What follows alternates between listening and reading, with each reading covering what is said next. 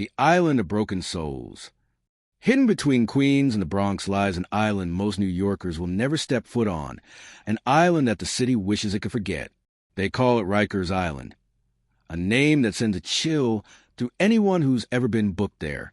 For decades, it's been described as hell on the East River, a place where correction officers rule with fear, where gang violence goes unchecked, and where the line between inmate and predator blurs into chaos.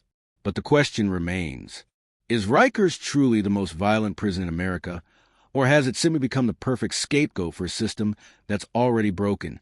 Tonight we go inside, before we dive into the dark truth of Rikers Island, a place many call the most violent prison in America.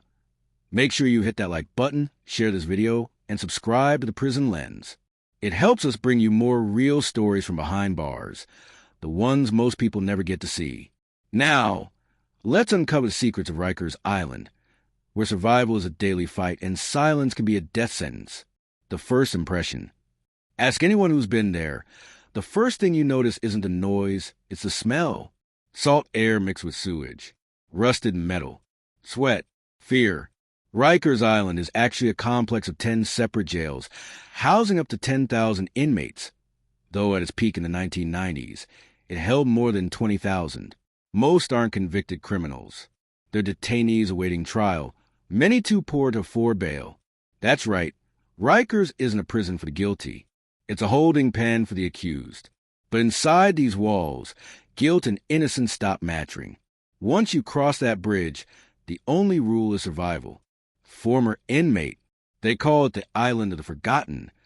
You go in thinking you'll be there a week, and then you realize you might not make it out alive. The origin of an island. Before it became synonymous with brutality, Rikers Island was just that, an island, purchased in 1884 by the city of New York for $180,000. It was named after Abraham Rikers, a Dutch settler who once farmed the land in the 1600s. By the early 20th century, New York's jails were overflowing. The city needed somewhere to dump its undesirables. So they built a bridge and started sending them here. Over time, what began as a small detention center turned into one of the largest jail complexes in the world, sprawling over 400 acres of landfill and pain. Rikers became the city's dark secret, a place out of sight, out of mind. Politicians promised reform, mayors vowed closure, but the cycle of violence kept feeding itself. Even today, over 85% of inmates at Rikers haven't been convicted of any crime. They're just waiting. The violence machine. Rikers doesn't just have violence. It manufactures it. Every tier, every dorm, every corridor has its own unspoken code. Respect, retaliation, reputation. Those 3 R's keep the island running. Gang affiliations dominate everything, from the Bloods and Crips to the Trinitarios and Latin Kings. New arrivals are immediately categorized. Who you with? Where you from? Who you know? The wrong answer could mean a trip to the infirmary, or worse. Former guard. Some units were war zones. We had blood on the floor every shift. You couldn't even keep up with the paperwork. Between 2021 and 2023, Rikers saw a wave of inmate deaths, many of them suicides, overdoses, or mysterious medical emergencies. Human rights groups began calling it a humanitarian crisis. But the truth? This crisis didn't start last year. It's been brewing for decades. Inmates sleep on floors. Toilets overflow. Rats run across the tiers at night. And in the chaos, violence becomes routine, almost expected. The guards' war. To understand Rikers, you can't just look at the inmates. You have to look at the officers, the men and women trapped in the same system, often just as broken. Correction officers at Rikers work one of the most dangerous jobs in the country. Many suffer from PTSD. They're underpaid, understaffed, and overpowered. In 2022 alone, more than 2,000 officers called out sick every single day, many citing exhaustion, fear, or mental breakdowns. Former officer. We weren't guards. We were survivors too. You either got tough or got eaten alive. Reports of fight clubs, where officers allegedly let inmates battle for entertainment, surfaced. Videos leaked showing beatings, cover-ups, and guards turning a blind eye to violence. And yet, Ask those same officers, and they'll tell you they're not the villains. They're prisoners too, just wearing different uniforms. The system that feeds it. You can't fix Rikers by patching the walls or firing a few guards. Because Rikers isn't just a facility. It's a reflection, a mirror of America's broken justice system. Inmates end up here because of poverty, addiction, or mental illness. Many can't afford bail as low as $500, so they sit for months or years waiting for trial. And when you lock thousands of desperate, untreated, hopeless people together, you get chaos. One psychiatrist once said, Rikers is not a correctional facility. It's the largest psychiatric hospital in New York City. The inmates' law. Inside Rikers, the city's laws don't matter. There's only one rule. Don't get caught slipping. Every inmate learns a code fast. Who runs the dorm, who you can talk to, who you can't. You fight to prove yourself. You hide your weakness. Even guards learn to respect the hierarchy, or suffer the consequences. A former detainee recalled how one inmate ran an entire cell block using a contraband cell phone, cigarettes, and sheer intimidation. He wasn't feared because of size, but because of control. Rikers isn't about strength, he said. It's about power and who can survive long enough to keep it. Inside the box, they call it the box, a 6 by 8 foot concrete cell where inmates are sent to disappear.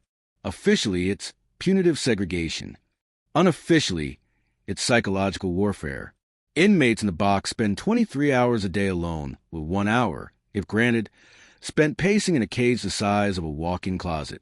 The lights never fully go out. The noise from nearby cells never stops. Men talk to themselves. Some scream until their voices break. A former Rikers detainee described it as a place where time doesn't move. He said, you start counting cracks on the wall just to remind yourself you're still real. In 2014, the UN Special Rapporteur on Torture called Rikers' use of solitary confinement inhumane.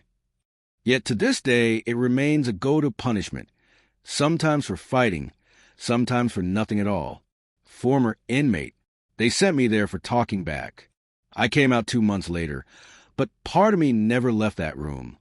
The box isn't just a place of discipline. It's a factory for madness, and the system keeps feeding it. The teenage ward.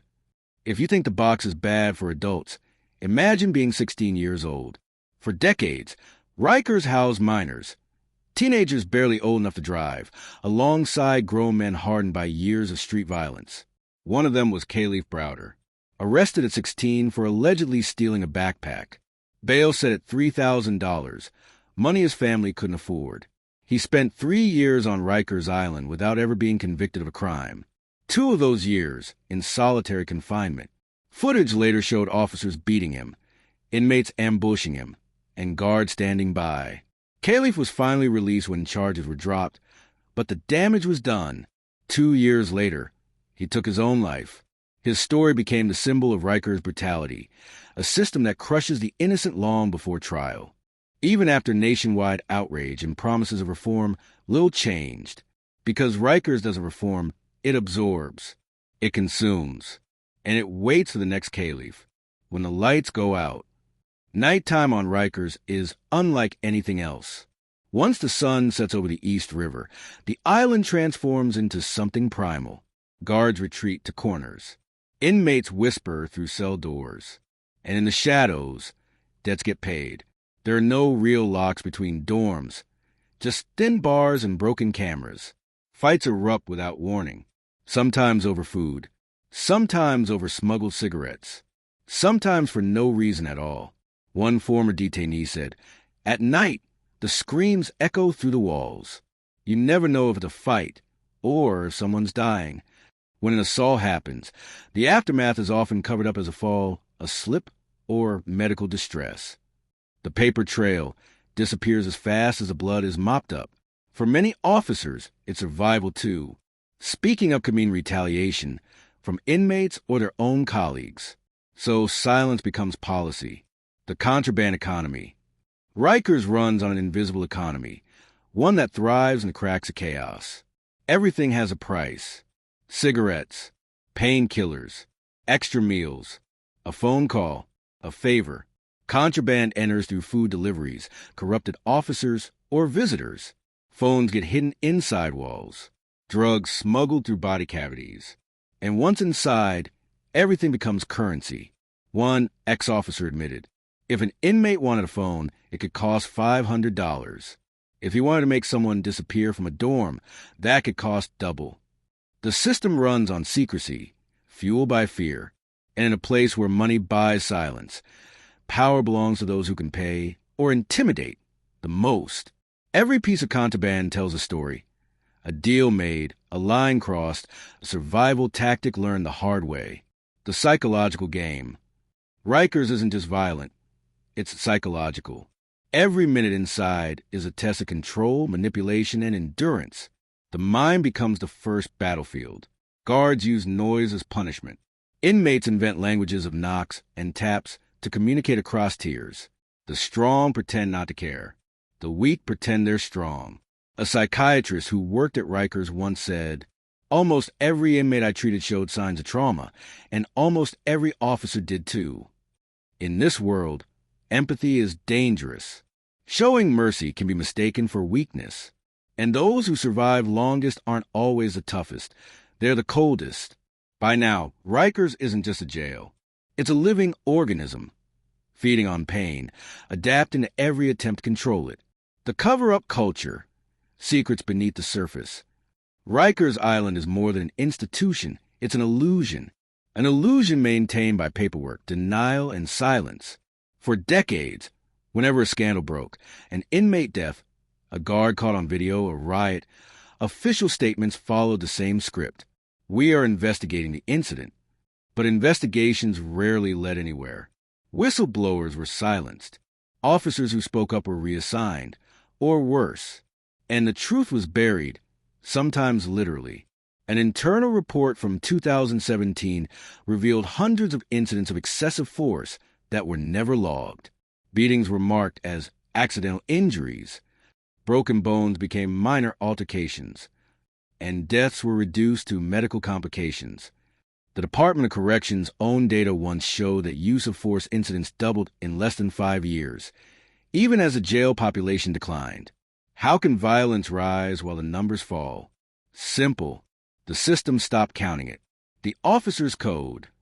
Behind the walls, there's another code, one just as powerful as the inmates. The blue wall of silence. Correction officers are expected to have each other's backs, no matter what happens. To break that code is to end your career and maybe your safety. One former officer, who asked not to be named, described how new recruits were taught an unwritten rule.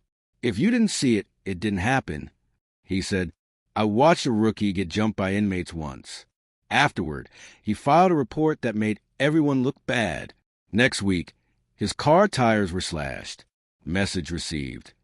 The job breeds paranoia. Some officers start drinking. Some stop sleeping. Others turn cruel, not out of hatred, but out of fear. It's the same vicious cycle. Officers traumatized by the violence end up inflicting it themselves. In Rikers, brutality becomes contagious. When reform failed. Reform has been promised so many times. It's practically part of the script. In the 1980s, the city pledged new training. In the 1990s, new leadership. In the 2000s, more cameras, more oversight, more transparency. Yet the violence never stopped. Because the problem isn't the walls. It's the world that built them. Rikers feeds on everything society ignores. Racism, poverty, addiction, mental illness. When the outside world gives up on people, Rikers takes them in and then forgets them again. In 2021, New York's mayor announced plans to shut Rikers down by 2027.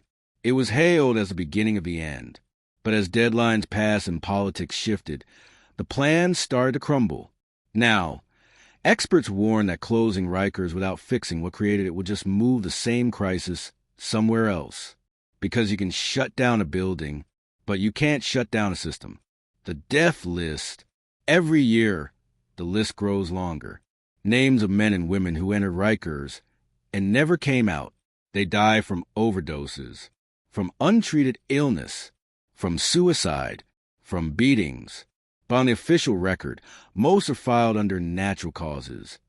In 2022 alone, 19 inmates died in custody, the highest toll in decades. Some are found hanging in their cells. Others collapsed and waited hours for medical help that never came. One man, Elijah Muhammad, was discovered dead inside his cell after being ignored for hours. He'd begged for medical attention. The guard said he was sleeping. Another, Michael Lopez, overdosed on fentanyl that somehow made it through security checkpoints. His mother said he didn't get a death sentence. He got Rikers. Each name is a reminder that Rikers isn't just violent. It's deadly. And still, thousands more are sent there every year. The mental health crisis. By some estimates, nearly half of Rikers inmates suffer from mental illness, schizophrenia, bipolar disorder, severe depression, conditions that go untreated or worse, punished. Mental health units are supposed to be places of care, but inside Rikers, they're often indistinguishable from punishment blocks. Inmates who talk to themselves are labeled disruptive. Those who refuse medication are restrained. Those who cry are mocked. A former mental health clinician said, Rikers doesn't treat mental illness, it warehouses it. One inmate, diagnosed with schizophrenia, spent months in solitary because he failed to follow orders.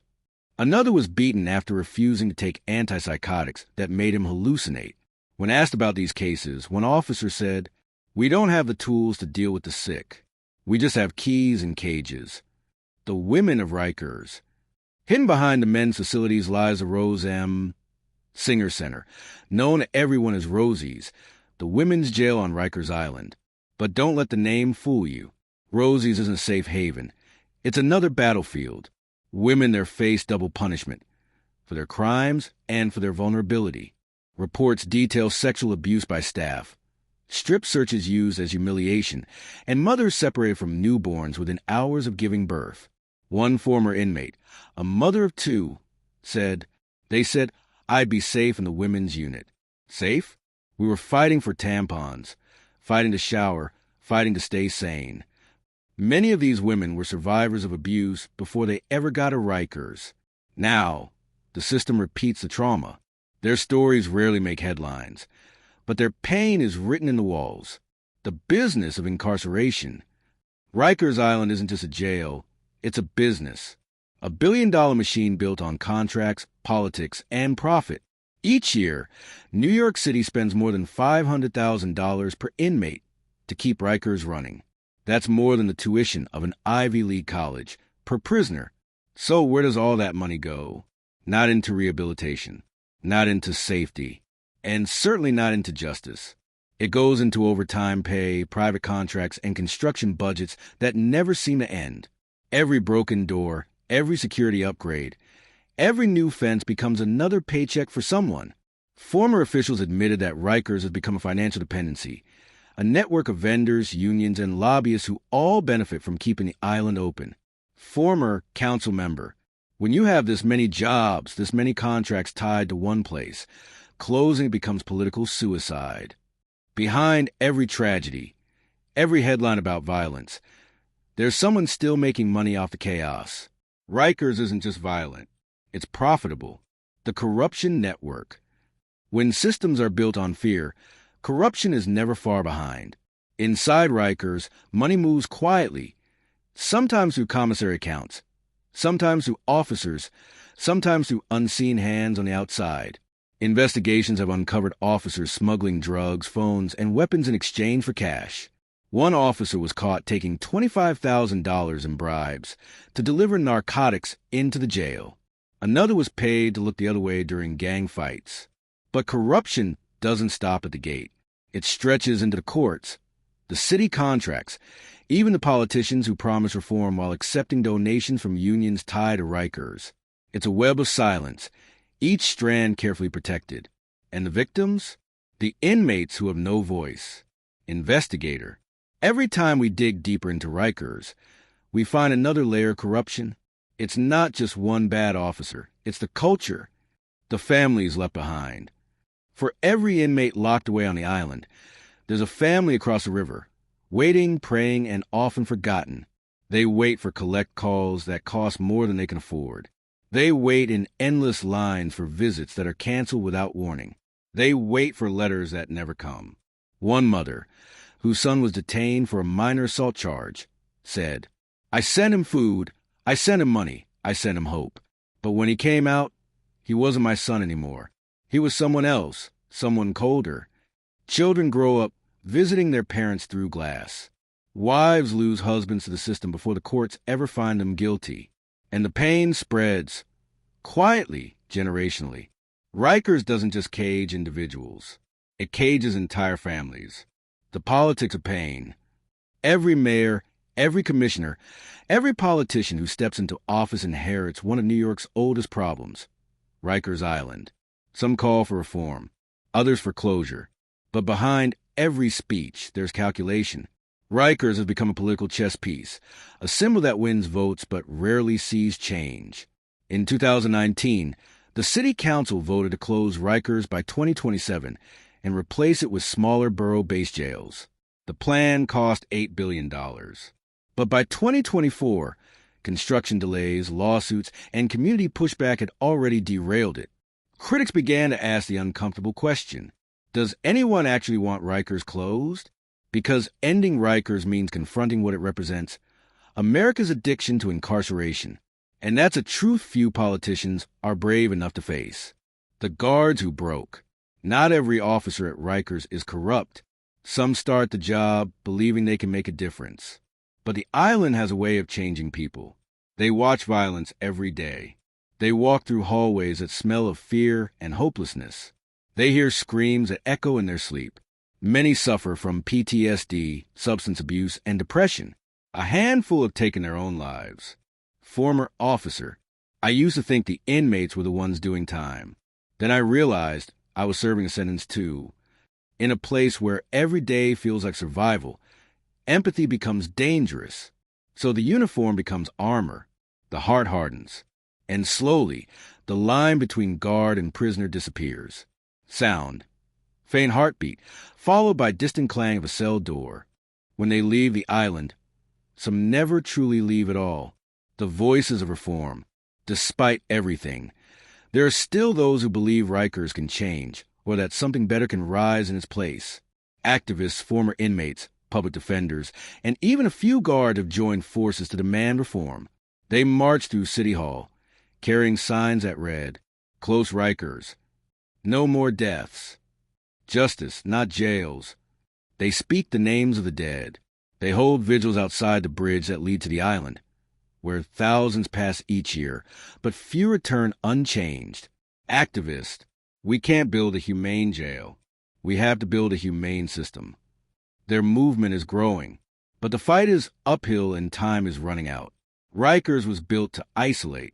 Now, it's the city's conscience that's on trial. The final word on Rikers Island. For nearly a century, Rikers Island has stood as a monument to everything broken in America's justice system. An island built to contain the guilty, but that ended up punishing forgotten. Every cell, every corridor, every scar on that concrete holds a story of survival, of pain, of silence. And though politicians promise change and blueprints come and go, the truth is this: you can't fix Rikers by tearing down the walls. You fix Rikers by fixing us, the system, the mindset, the indifference that allowed it to exist in the first place. Because Rikers isn't just a place. It's a reflection of what happens when justice loses its humanity. If this story moved you, share this video, leave a comment, and subscribe to The Prison Lens. Your voice helps shine light on the stories that the world would rather keep in the dark. Together, we can expose the truth. One prison, one story, one voice at a time.